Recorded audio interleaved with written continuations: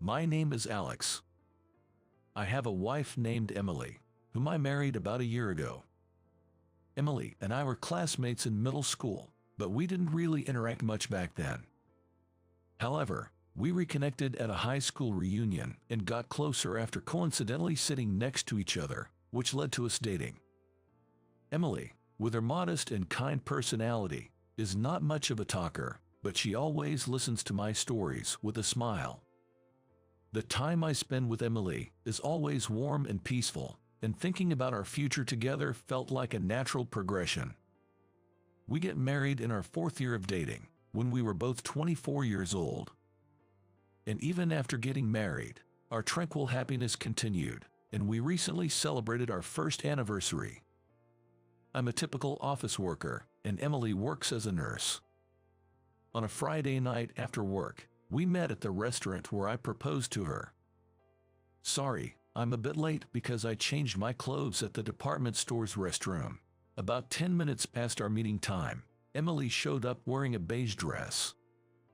She probably changed her clothes after leaving work, considering she usually goes to work in casual attire. It's all right, shall we go in? I always love seeing Emily in her daily life, but being with her dressed up for a special occasion like this, after a while, makes me feel a bit nervous and excited. The food and drinks were just as delicious as they were a year ago, and our conversation felt even more enjoyable than usual. I was so happy to be celebrating our 1st anniversary together, and to show my feelings, I gave her a modest bouquet of flowers. It was a bouquet full of baby's breath, which Emily likes.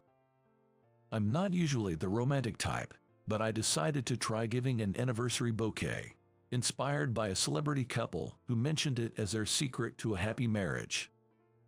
I was embarrassed, but seeing Emily's happy face made it all worth it. Here's to many more years together, we said to each other, laughing, and with that, our anniversary dinner came to an end. Filled with immense happiness, I felt that together with Emily, we could overcome any challenges that might come our way, even as our family grows. But it seemed like a major test for us arrived sooner than I had expected. About a month after our 1st wedding anniversary. I work in sales, and around 3 p.m., I finished my last meeting for the day. After checking with my boss, I was told I could head straight home. I was excited to get home early since Emily also had the day off, so I drove back quickly. I thought about texting Emily while waiting at a red light, but I wanted to surprise her. So I decided against it and instead bought 2 of her favorite cream puffs at a convenience store on my way home, just as I was about 10 minutes away from home, near an intersection. I saw a familiar face right next to a stopped signal. It was Emily. Since she was off, I wondered if she had gone out to eat with friends. But as I watched, to my surprise, there was a man of similar age beside her, and they looked happy, holding hands. I couldn't believe what I was seeing and rubbed my eyes, looking over and over again, but it was unmistakably Emily's face. I was curious about what was happening, but the light for my lane turned green, and cars behind me started honking, so I had to keep driving. I told myself that Emily couldn't possibly be having an affair and focused on my driving. But I was certain I saw Emily walking hand in hand with another man. My thoughts were all over the place, and I ended up parking in a nearby large park's parking lot, spending some time alone to think. But no matter how much I thought about it, I couldn't come to a clear conclusion. Eventually, I decided to go home and observe Emily's reaction. When I got home around the usual time, Emily greeted me with her usual smile, saying, "Hi, how was your day today?" Yeah, it was fine." Her usual demeanor caught me off guard. Was she not feeling any guilt? Or could she act this way because there was nothing to feel guilty about? But they were holding hands, and there's hardly any innocent reason for 2 adults to do that. The more I watched Emily behaving naturally, the more confused I became. Today, we're having an asparagus party, and his grandma sent her a lot of asparagus, so she shared some with us. Emily said cheerfully, heading towards the kitchen. Anna is Emily's best friend from middle school, and I know her from our club activities back then. Oh, really? I couldn't quite focus on the conversation and gave a lackluster response, to which Emily looked at me curiously and asked, "Aren't you happy? You love asparagus, right?" "Yes, I am. I need to thank Anna," I replied hastily. Had she really met Anna after being with that man? But there was indeed a lot of asparagus. Had I misinterpreted the situation? Or was she meticulously preparing this to deceive me? Doubting Emily as she cheerfully prepared dinner pained my heart. I still wanted to believe in her, I think. In the end, we had dinner as usual and spent the day like any other. She was really happy about the cream puffs, and she seemed like the Emily I always knew. The next day, after leaving for work, I texted to Anna to ask about the asparagus. "Did you really meet Emily yesterday and give her asparagus? This approach should not raise any suspicion." Soon after, I got a reply from Anna saying, "Yes, I did. Emily was so happy and grateful because you love asparagus." So, Emily wasn't lying after all. I couldn't believe that Anna, known for her strong sense of justice, would help cover up Emily's affair. I tried not to think too much about it, wondering if I had just misinterpreted what I saw. As I did, life seemed to return to its usual, calm routine with Emily. Just when I started to forget my suspicions and thought our peaceful days were back, I saw something I shouldn't have. It was a beautiful day, so during my lunch break, I decided to eat in the park while on my outside sales rounds. I often come to this park and usually sit on a bench in front of the fountain, but when I got there, I noticed a couple sitting there. So, I sat on a bench in the shade, at a distance where I could still see the fountain. While eating the lunch Emily prepared for me, I thought about how nice it would be to have a picnic with her in the park. As I was looking at the couple on the bench in front of the fountain, something unbelievable caught my eye. Emily. I was so shocked that I couldn't help but utter her name. Yes. There she was, sitting cozily with a man I didn't know. Emily was smiling her usual happy smile at this stranger. I couldn't believe it, but I knew it was definitely Emily. There was no mistaking it. While I was still in shock, the two of them stood up and walked away, hand in hand. Was she so into this guy that she didn't even notice me sitting nearby? If she had a change of heart, I wished she would just tell me honestly, but it hurt to see her trying to please both of us. Later, after somehow finishing work, I went home at the usual time. Emily was there, seemingly just back herself, saying, "Hi, I just got home too, so I'll hurry up and make dinner." How could she act so normally? Was she deceiving me for a long time, and lying had become second nature to her? "Where have you been?" I asked. At work, you know," she replied. Emily is a nurse at a clinic, and she's usually at work on weekdays. I knew that, but I saw her in the park with a man during the day. It seemed like Emily had no intention of telling the truth. She was determined to deceive me to the end. I finally had enough and said, "You don't have to lie anymore." Emily looked genuinely puzzled and asked, What are you talking about?" I couldn't play along with her act anymore. I took out what I had prepared and said, "I can't trust you anymore. Please leave." In my hand there was a divorce oath. "Hey, what do you mean you can't trust me?" Emily asked, her face looking like she was about to cry, clearly confused. It's amazing how she could produce tears even though she didn't seem sad. I fought this while feeling unable to explain everything from my own mouth. "Maybe you should think it over. I won't be coming home tonight." With those words, I left the house. Just a short while ago, we had celebrated our first year together, looking forward to our future. I never imagined such a future would come. Filled with despair, I spent that night at a nearby business hotel and went straight to work the next day. There was no contact from Emily during that time, but around the time I finished work, I received a text from her. I've thought about it, but I can't find anything that would have upset you so much. I'm sorry if I unconsciously made you feel bad. I want to be with you, Alex, and I'm willing to work for it. So, I want to talk face to face again. Please contact me whenever you're ready. I'm really sorry. The text was very much like Emily, sincere and heartfelt. If only it weren't for the fact of her infidelity. After such a betrayal, still lying like this, I just couldn't understand her intentions.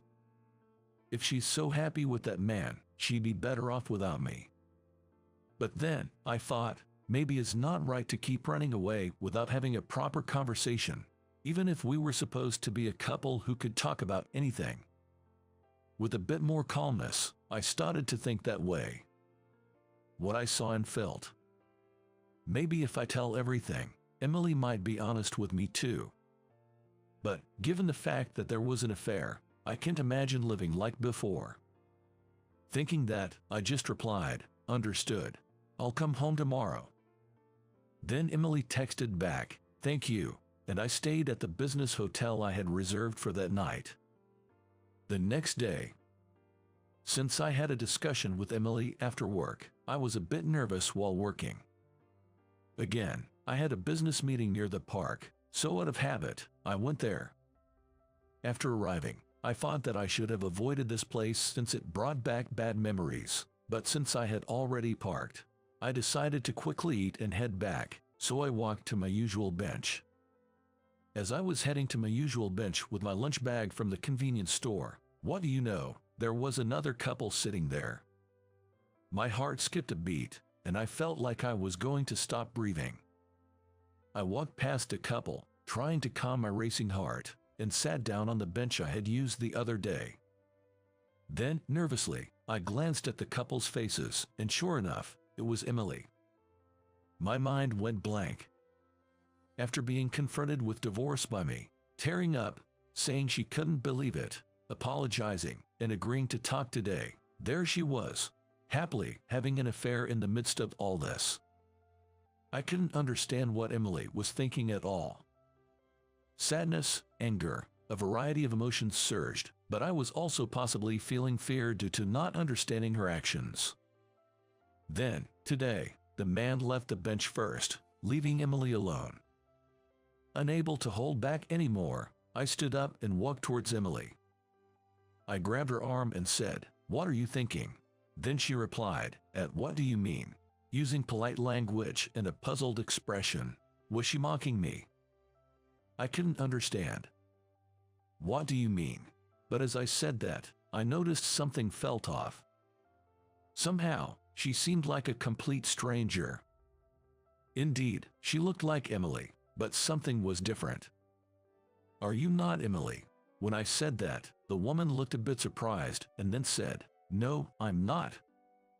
That could have been interpreted as a clumsy lie by Emily to get out of the situation, but her words became more credible when I realized that her demeanor was completely different from Emily's. Also, upon closer inspection, there were moles under her eyes and on her chin that Emily didn't have. I'm sorry. Was this woman, who I recently saw as Emily, actually her all this time? Or was it just today? My mind was in turmoil, but the fact that I had mistaken a stranger for Emily and confronted her was clear. Moreover, grabbing a stranger's arm and confronting her harshly, I could have been reported to the police. It was a mistake. I'm really sorry. As I deeply apologized, the woman made a surprising statement. By any chance, do you know someone who looks a lot like me?" I immediately looked up upon hearing her words. Oh yes, my wife looks a lot like you, and that's why I mistook you for her." Then, she shared a surprising story. Her name is apparently Jennifer. She's the same age as Emily and me, and works as an office lady near this park. Jennifer mentioned that her fiancé, the man who was with her just now, working nearby, so they often meet like this during lunch breaks. The person I saw in this park the other day was indeed Jennifer, And she also told me that the woman I saw months ago at the crossroads, considering the circumstances, was likely her. Hearing all this, I felt tremendous regret. I had mistaken a look-alike stranger for my wife Emily, jumped to conclusions about an affair without proper discussion, and rashly pushed for a divorce. The one who needs to apologize is me, but Emily's wounded heart might not easily heal. What have I done? I lamented, forgetting Jennifer was there, and held my head in my hands. Then Jennifer said, "There's something else I haven't told you." What would that be? In my distracted state, I asked her. "I have a twin sister who I've been separated from since birth," Jennifer said. I was surprised again and asked her what she meant. "I was born a twin, but I hardly remember anything since my parents divorced when I was 4 years old. They never met again due to complications in their relationship, and it was forbidden for us to meet. I've lived all this time without even knowing if my sister was alive, but I never forgot about her. I've always wanted to meet Emily again." Jennifer said this with tears in her eyes, and it didn't seem like she was lying. So, Emily, my wife, is Jennifer's sister. But I had never heard Emily talk about having a twin. That's why, if your wife is my sister Emily, it's understandable that you mistook me for her. We really do look alike. Hearing this made me feel a little relieved. Although it doesn't change the fact that I hurt Emily by jumping to conclusions about her being a twin. While we were talking, it was time for both of us to return to work, so we exchanged contact information and parted ways for the day. I didn't know if Emily would forgive me, but I decided to apologize to her first and then talk about Jennifer, so I went home. When I got home, I saw Emily with a worried expression. Seeing her face made my heart tighten, and I immediately apologized. "Emily, I was wrong. I'm truly sorry." Emily was surprised as I suddenly apologized deeply. Then, I told her everything, including my suspicions of infidelity and meeting Jennifer.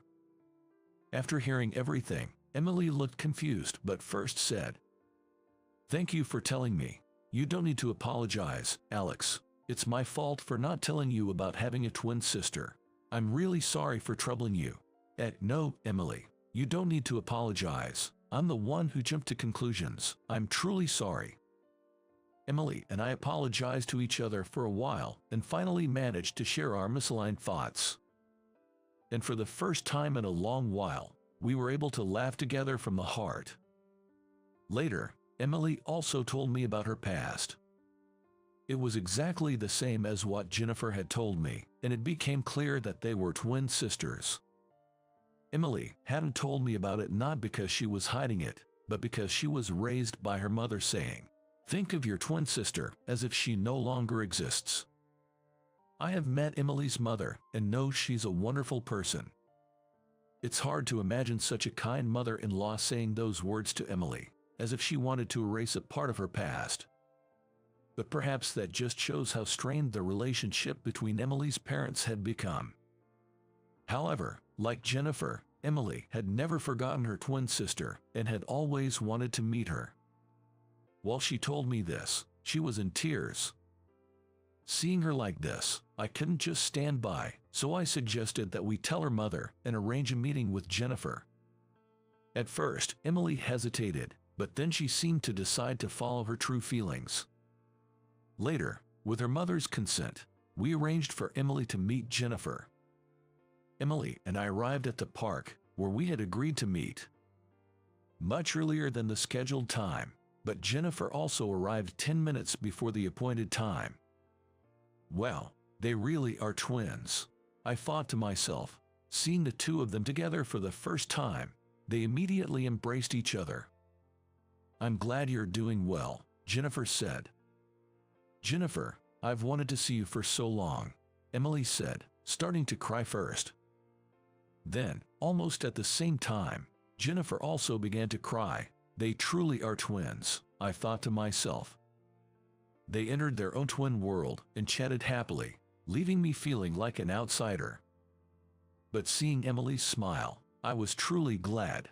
Meeting Jennifer had made it passable for me to sit on this bench with such a peaceful heart.